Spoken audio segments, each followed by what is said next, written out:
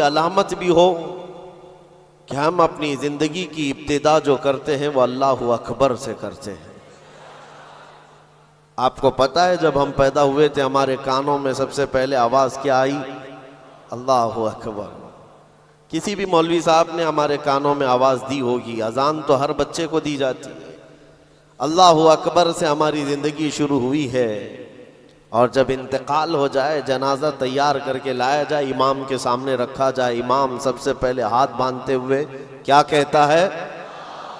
اللہ اکبر۔ یعنی زندگی ختم بھی ہو گئی ہے، اللہ اکبر۔ یہ ایک بہت بڑا میسج ہے کہ مسلمان جب دنیا میں آیا ہے تو یہ کہتے ہوئے اللہ سب سے بڑا ہے، اور جائے گا بھی تو یہ اعلان کرتے ہوئے کہ اللہ سب سے بڑا ہے۔ ہمارا نیو ایئر یا پھر اس طرح کے سالوں کا استقبال کرنا یا ان کے جانے کا غم منانا، اس کی کوئی اصل نہیں ہے۔ یہ سال کا آخری گھنٹہ ہم تو صرف اس لیے یہاں پر جمع ہیں کہ غیروں نے لوگوں میں ایک عجیب مزاج بنا دیا ہے کہ اس کو سیلیبریٹ کیا جائے گا۔ اور کیسے سیلیبریٹ کیا جائے گا؟ شراب کے نشے میں دھت ہو کر ساحل سمندر اور دیگر علاقوں پر آج پارٹیاں اور وہاں پر نشے کی محفلیں سجائی جاتی ہیں۔ ہم نے یہ سوچا کہ دنیا کی خوشی کرنے کا طریقہ اگر یہ ہے تو ہم سال کے آخری گھنٹے کو رب ذوالجلال کے ذکر میں کیوں نہ منائیں۔ میرے عزیزو، یقین ہے کہ ابھی آدھا گھنٹے کے بعد کیا ہو رہا ہے؟ 12 بجنے والے ہیں، 12 بجنے والے ہیں، اور 12 سنیوں کے لیے تو خیر کا ہے۔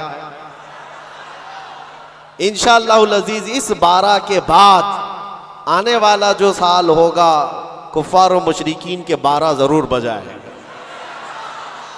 دعا تو کریں گے ہم یہی کہ اگلا سال جو لوگ اس نشے میں دھت ہیں کہ 2024 ہمارا ہے، 2024 میں ایسا ہوگا ویسا ہوگا، اس 12 پر ہم دعا یہی کرتے ہیں کہ مولا آج کے رات کے 12 کے بعد ان سارے دشمنان اسلام کی زندگی کے 12 بج جائیں۔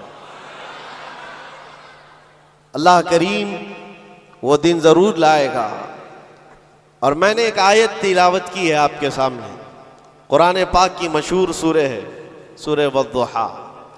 رب تبارک و تعالیٰ قسم یاد فرما رہا ہے، اس چاشت کے وقت کی قسم جو محبوب کے چہرے کی طرح چمکتا ہے، واللیل اذا سجا، اس رات کی سیاہی کی قسم جو محبوب کی زلفوں کی طرح ہے، ما ودعک ربک وما قلا، محبوب آپ کے رب نے نہ آپ کو چھوڑا ہے اور نہ کچھ کم کیا ہے، وَلَلْآخِرَةُ خَيْرٌ لَكَ مِنَ الْأُولَىٰ، اے محبوب آپ کی ہر آنے والی گھڑی پچھلی گھڑی سے بہتر ہے۔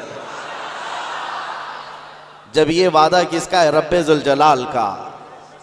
حضور کی ہر آنے والی گھڑی پچھلی گھڑی سے بہتر ہے، تو امت کی بھی ہر آنے والی گھڑی پچھلی گھڑی سے بہتر ہوگی۔ ہم آنے والے سال کا استقبال اسی اعتبار سے کریں گے کہ رب تعالیٰ کا وعدہ ہے کہ ہر آنے والی گھڑی بہتر ہوگی، تو پھر انشاءاللہ ہم یہ کہیں گے 2024 ہمارا ہے انشاءاللہ، بلکہ اس کے بعد آنے والے سال بھی ہمارے ہیں۔ میں گفتگو کی طرف آگے بڑھتا ہوں، لیکن اس سے پہلے آپ کو میں بتاؤں، ایسے ڈر کے ماحول میں، ایسے سراسیمگی کے وقت میں، جہاں لوگ چھوٹی سی افواہ پر بھی گھروں پر دب کے بیٹھے ہوئے ہیں، آج مسلمانوں میں خاص طور پر اتنا ڈرایا گیا ہے کہ لوگ سفر کرنا بھی چھوڑ رہے ہیں۔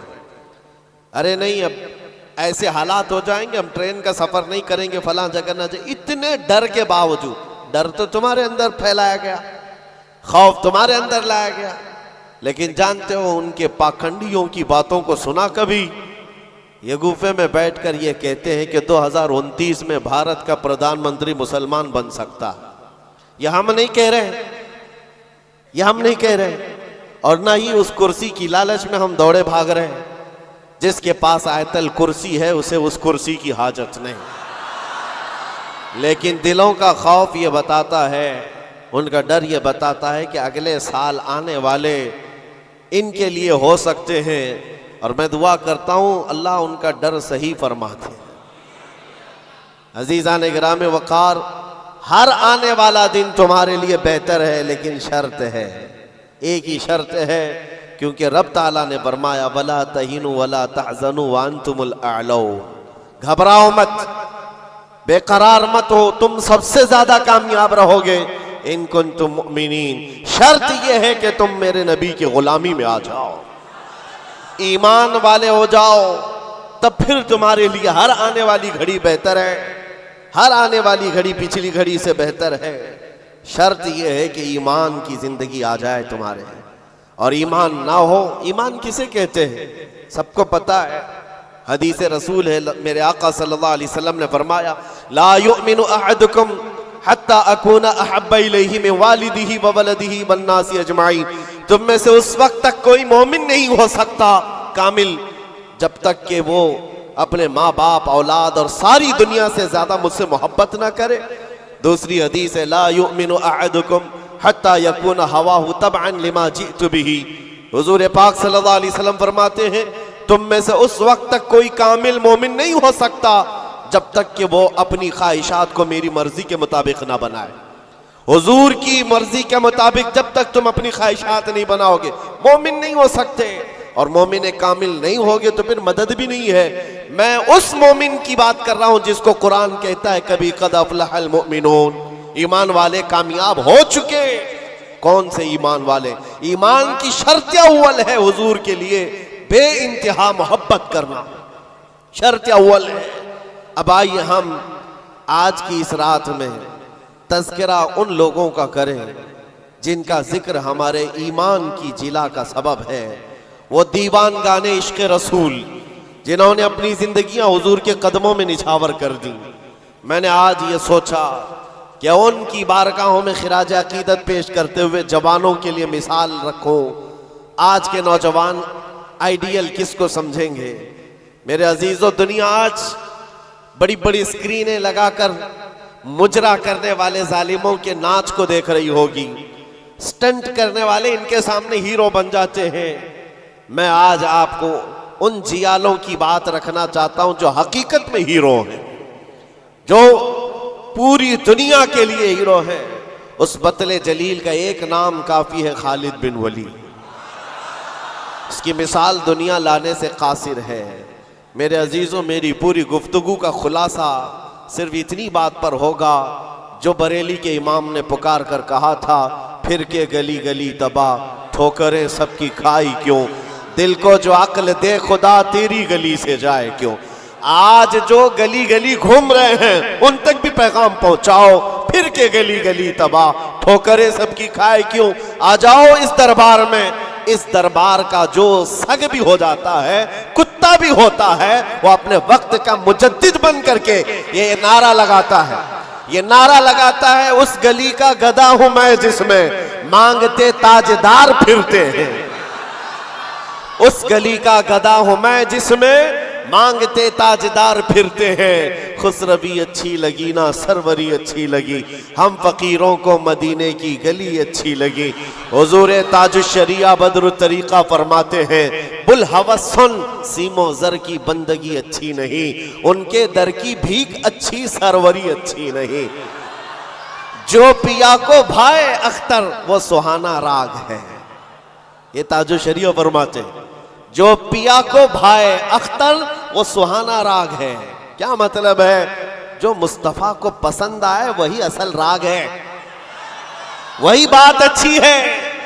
جو پیا کو بھائے اختر وہ سہانا راگ ہے، جس سے ناخوش ہو پیا وہ راگنی اچھی نہیں، جس سے ناخوش ہو پیا وہ راگنی اچھی نہیں۔ پیا حضور کے بارگاہ میں استعارتن کہا گیا ہے۔ حضور کو جو چیز ناپسند ہے وہ ہمارے لیے اچھی ہے ہی نہیں۔ یہی تو بریلی کا مزاج ہے۔ کہتے ہیں نا تاج الشریعہ رحمت اللہ تعالی علیہ کہ نبی سے ہو جو بیگانہ اسے دل سے جدا کر دے، پدر مادر برادر جان و مال ان پر فدا کر دے۔ یہ سارے اشعار کا لب لباب خلاصہ کیا ہے؟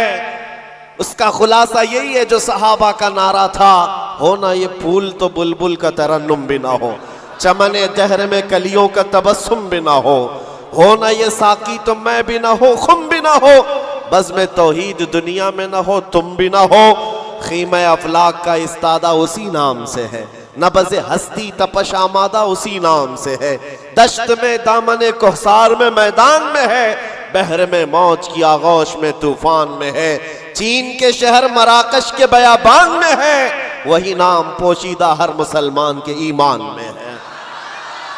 اور وہ جو نہ ہو تو اور وہ جو نہ تھے تو، یہ سارے اشعار کے بعد اب آؤ میں گفتگو کو آگے بڑھاتا ہوں۔ اسی بات پر توجہ رکھنا، پھر کے گلی گلی تباہ ٹھوکریں سب کی، اگر کسی کو ٹھوکر لگی ہے تو وہ دل پر ہاتھ رکھ کر آ جائے۔ آج میں ان جیالوں کی طرف چلتا ہوں۔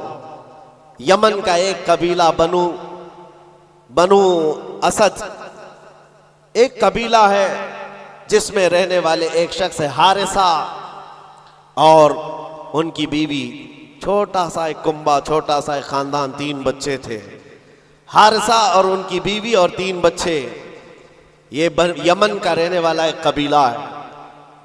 عورت اپنے 3 بچوں کو لے کر میکے جا رہی تھی، اور بڑا بیٹا جو اس وقت عمر کا 8 سال کا تھا، زید نام تھا، قافلے پر اچانک ڈاکوؤں کا حملہ ہوا اور مال لوٹ لیا گیا، اور ساتھ ہی ڈاکوؤں نے یہ زید نامی چھوٹے سے بچے کو، 8 سال کے بچے کو بھی گرفتار کر لیا۔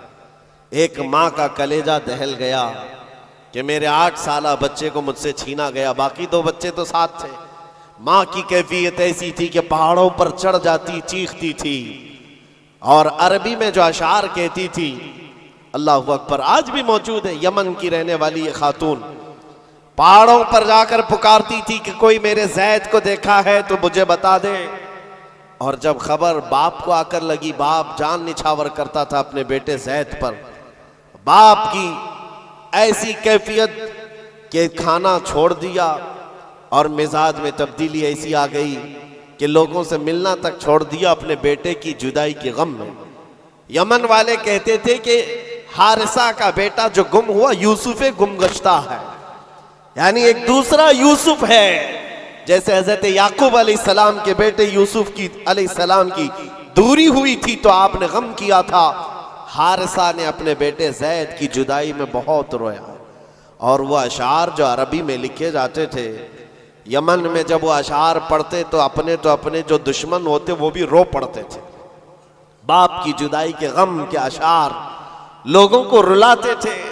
زمانہ گزر گیا، اب ڈاکوؤں نے اس زید کا کیا کیا تھا، کچھ سال اپنے پاس رکھا، اور عکاظ کے میلے میں، مکہ کے قریب ایک میلہ لگتا تھا، اور اس میلے میں لا کر زید کو غلام بنا کر بیچ دیا۔ جب بیچا تو یہ زید غلام بن کر کے کس کے حوالے آیا؟ خدیجہ بنت خویلد، ام المومنین حضرت خدیجہ رضی اللہ تعالیٰ عنہا کے گھر، حضرت حکیم بن حزام کے ذریعے سے۔ جب یہ غلام حضرت خدیجہ کے گھر آیا تو اس وقت 15-16 سال کی عمر تھی۔ پہلی نظر مصطفیٰ کریم کی پڑی تھی۔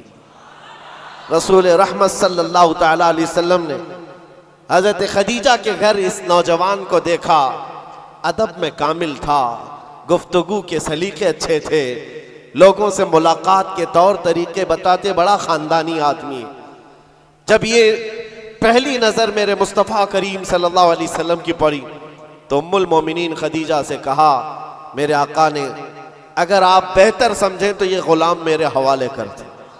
کیا قسمت ہے جس کو خود رسول اللہ خرید لیا، زید کو خرید لیا، بلکہ تحفتاً حضور کو دے دیا گیا۔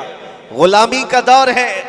زید یہی وہ حارثہ کے بیٹے ہیں، نبی مکرم صلی اللہ تعالیٰ علیہ وسلم کے حوالے آ گئے، دن رات مصطفیٰ کریم کے ساتھ گزر رہے ہیں۔ تربیت بھی کسی نے؟ سرور انبیاء نے کی، اور نوجوان کے طور طریقے ایسے۔ میرے عزیزو، آپ کو پتا ہے یہ وہ زید ہے جس کے بارے میں آپ کو بتاؤں۔ حضور پاک صلی اللہ تعالیٰ علیہ وسلم کے چند دنوں کے بعد مکہ میں مشہور ہو گئے، محمد صلی اللہ تعالیٰ علیہ وسلم کا اگر کوئی محبوب ہے تو وہ زید ہے۔ حضرت ابو بکر صدیق رضی اللہ تعالیٰ عنہ بھی اس بارے میں فرماتے کہ زید کو جو قرابت تھی اس پر مجھے رشک تھا حضور اکرم صلی اللہ علیہ وسلم کا۔ اب زمانہ بیتتا گیا، زید کے گھر چھوٹے، خاندان چھوٹا، ماں چھوٹی، باپ چھوٹے، غلامی کا دور چل رہا ہے۔ ایک بار حج کے لیے ایک قبیلہ یمن سے آیا ہوا تھا، اور یمن والے حج کرنے کے بعد وہ اشعار سنا رہے تھے جو حارثہ زید کے باپ نے لکھے تھے اشعار، اور رلا رہے تھے۔ وہاں جب یہ قبیلہ یمن کے وہ اشعار پڑھ کر کے سنا رہا تھا، یہی زید وہاں سے گزر رہے تھے۔ یمن والوں نے دیکھا، پہلی نظر میں پہچان لیا، یہ وہ زید ہے جس کا باپ پورے یمن کو رلاتا ہے اس کی جدائی میں۔ یہ مکہ حرم کعبہ کے پاس کیا کر رہا ہے؟ لوگوں سے پوچھا کون ہے، لوگوں سے پوچھ کر کے زید کو بلایا گیا، پوچھا تمہارا نام؟ کہا زید۔ باپ کا نام؟ حارثہ۔ لوگوں نے کہا تجھے پتہ بھی ہے تیری ماں کا کیا حال ہے، تیرے باپ کا کیا حال ہے؟ تیری ماں روز پہاڑوں پر چڑھ جاتی ہے، آسمان کو پکارتی ہے کہ آسمان بتا میرا زید زندہ ہے تو میں جینے کی تمنا رکھوں۔ باپ تیرا اشعار لکھ کر کے یمن کو رلاتا ہے۔ زید نے کہا کہ ہو سکتا ہے، لیکن جاؤ، اگر میرے ماں باپ اس غم میں روتے ہیں تو ان کو میرا سلام کہنا، اور یوں کہنا کہ انہیں گم گشتہ اونٹ کی طرح مجھے تلاش نہ کرے، اس لیے کہ ان کا زید ان کی گود سے کئی بہتر گود میں ہے۔ یمن والوں کو یہ جواب دے کر بھیج دیا، گم شدہ کوئی بچہ اپنے ماں باپ کی خبر پالے تو کیا ہونا چاہیے، لیکن یہاں کیفیت بدلی ہوئی ہے، یہاں کیفیت بدلی ہوئی ہے۔ حضور پاک صلی اللہ تعالیٰ علیہ وسلم کی اس غلامی میں دن رات گزرتے رہے، شب و روز گزرتے رہے۔ میرے عزیزو، جس کو ہو درد کا مزہ نازے دوا اٹھائے گی۔ آپ کو میں بتاؤں، یہ قبیلہ یمن کا گیا اور جا کر کے زید کے ماں باپ سے کہا، حارثہ اور ان کی ماں سے کہا تمہارا گمشدہ بچہ مل گیا، حرم کعبہ میں ہم نے اس کو دیکھا ہے اور سنا ہے محمد نامی عرب کے ایک مشہور شخص کی غلامی میں ہے، اور ان کی سخاوت بھی، دریا دلی بھی، رحم دلی بھی مشہور ہے۔ ماں اور باپ نے خبر پاتے ہی مہینوں کا سفر دنوں میں طے کر لیا، دوڑتے بھاگتے مکہ پہنچائے، اور جیسے پہنچے پوچھا کہاں رہتے ہیں محمد صلی اللہ علیہ وسلم۔ حضور پاک صلی اللہ علیہ وسلم حرم کعبہ کے پاس ہی ان کو مل گئے۔ ماں اتنا روئی، باپ اتنا روئے، حضور پاک صلی اللہ علیہ وسلم کو ان پر ترس آ گیا۔ پوچھا کیا بات ہے؟ کہا ہمارا بچہ گم ہوا تھا، سالوں بیت گئے، اب تک ہم نے کھانے کا مزہ نہیں چکھا، اور ہم سب کی زندگی ایسی ویران سی لگتی ہے کہ اس کے بغیر زندگی میں اندھیرا ہے۔ پوچھا حضور نے کون ہے تمہارا بچہ؟ کہا اس کا نام زید ہے، اور سنا ہے وہ آپ کی غلامی میں۔ حضور پاک صلی اللہ علیہ وسلم نے فرمایا زید، تم ماں باپ ہو زید کے؟ کہا ہاں، اگر آپ مناسب فرما سمجھے تو ہمیں ہمارا زید لوٹا دیں۔ آپ اللہ کی طرف سے سنا گیا ہے بڑا رحم دل رکھتے ہیں، ہمارے لیے اپنا زید لوٹا دیں۔ حضور پاک صلی اللہ علیہ وسلم نے کہا میں کسی کے باپ اور کسی کی ماں سے اس کے بچے کو الگ نہیں کرنا چاہتا، لیکن پھر بھی یہ فیصلہ میں زید کے اوپر چھوڑتا ہوں، وہ چاہے تو مجھ سے آزادی لے لے، بغیر کسی رقم کے، بغیر کسی فدیے کے غلامی سے آزاد کرتا ہوں، اور تم اسے لے جاؤ، اور اگر نہیں تو پھر اس کی مرضی جو ہو اس پر عمل کیا جائے۔ پھر ماں باپ کو لا کر کے زید کے سامنے کھڑا کیا جانا تھا۔ مورخین نے جو تاریخ لکھی ہے پڑھتے ہیں تو آنکھیں آپ دیدہ ہو جاتی ہیں۔ میرے عزیزو، رسول پاک صلی اللہ علیہ وسلم اپنے گھر یہ دونوں ماں باپ کو جو بچھڑے ہوئے بچے کی جدائی میں روتے ہوئے آئے تھے، چچا بھی ساتھ تھا، حضور اپنے گھر لے آئے، اور اس کے بعد زید اپنے کاموں میں مصروف تھے، بلایا زید ادھر آ جاؤ۔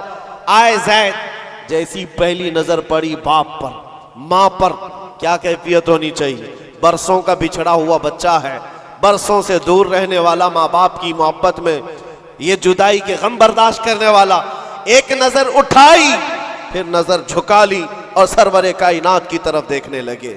میرے آقا نے پوچھا زید تم جانتے ہو ان کو؟ کہا ہاں یا رسول اللہ، یہ میرے باپ ہیں، یہ میرے چاچا ہیں، یہ میری ماں ہیں۔ حضور نے پوچھا زید تو پھر ملتے کیوں نہیں؟ برسوں کے بچھڑے ہوئے ہو پھر ان کے پاس جاتے کیوں نہیں؟